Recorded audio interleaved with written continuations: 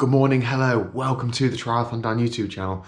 Keep my voice down a little bit because Liz is asleep in the house and I'm a 10 out of 10 top boyfriend. So, not that I haven't been clumping around the house in my cleats 10 minutes ago. Sunday morning ride this morning with the cycling club. About a minute to go till we start. There's about 5 or 6 of us on this ride, I think. So it's the KISS 100k endurance ride. As per normal procedure, I'm probably not going to do the 100k. I'm going to give it like the beans for 45 minutes, an hour or so, and you know, try and hang in the front group. It's a pretty hard ride. I think that when I did it last week, I did half an hour in the front group and I normalised just to 300 watts, so it's a fairly hard tempo ride with some little digs. But I'll see how I go. This week is like a deload week, so I'm not doing as much bike intensity or as much bike volume. I've still been doing the running that I want to do because I've got no time to wait with running. But yeah, let's get cracking. And then another reason for only doing an hour or so is I've actually got quite a lot of jobs to do. Liz keeps going on about this list or something, some things that I need to do, and I just keep discounting it thinking, that's not training. But actually, I should probably do some other stuff as well. So, let's get cracking with the bike ride though, hey. It's 8 AM, so well done to me. Oh, ride done and dusted. I've said it before and I'll say it again. If I want to do that whole ride, I cannot go with that front group, not in this current physique, because that is hard. I did 40 minutes hard, I did 35 minutes last week, so creeping up a little bit. It was an average power 309 watts, normalised power 316, average heart rate of 151 beats a minute, which is about threshold, so that was not easy at all. It was good fun pressing on. As much as I'd like to say, oh, I could have hung on for longer, but I didn't want to dig too deep, I don't think I could have hung on much longer. I think that was pretty much it. It felt like I was in a race. A lot of the little bumps I was going flat out to hang on. So it was good to do that, but I don't want to do that for an extended period of time and put myself in a hole. It's okay doing it for 40 minutes-ish, I think. Then up to 20 minutes, just steady spin down. So that is it for this week's training. I think I'm going to do some swim band stuff later, but I'm not going to make you watch that. And Liz is getting on the bike in a little while, so let's go and see her and see what training she's doing. Hi, Magic. Hello, Elizabeth. Hello. How are you doing? Good, thanks. I've noticed that I've just consulted the calendar. There's been no B's written on the calendar since Monday, and today is Sunday, and that's the next entry. What's been going on? Been having a rest, not been feeling great. Not been feeling great, have you? No. Thank you to everybody who has commented or messaged me saying, well, some people were saying you've got COVID, some people were being nasty, but some were quite concerned as well, so that's great. We haven't got COVID, didn't have any COVID symptoms, just felt a bit tired, didn't you? I can't swear, it's a family channel. And I had a headache yesterday, that was about it. But no, we're all okay now. Now Liz told me that she's doing an hour zone 2. However, I can see what her heart is doing. Well, I'm going up a 10% hill. Okay. So you're on what? Hang on, you've had 5 days off, so you're just gonna ease yourself back in with an hour on the bike? Yes. Good plan. Up 10% hill. Yeah. Okay, well, good. What's the temperature like? Cold. You got the fan heater on your toes? Yeah. You softy.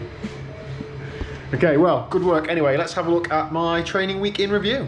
Okay, so before I talk you through my training for the week, adrenaline junkies dragged me out again. Liz, do you want to talk us through what repairs you've done to that sledge? Ta-da! Some sellotape and some cardboard. Excellent. Luxury. If you weren't so heavy, you wouldn't have broke it.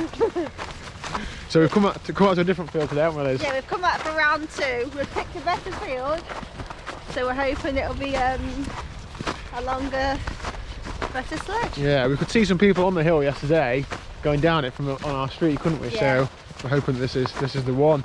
Get ready for these high action shots.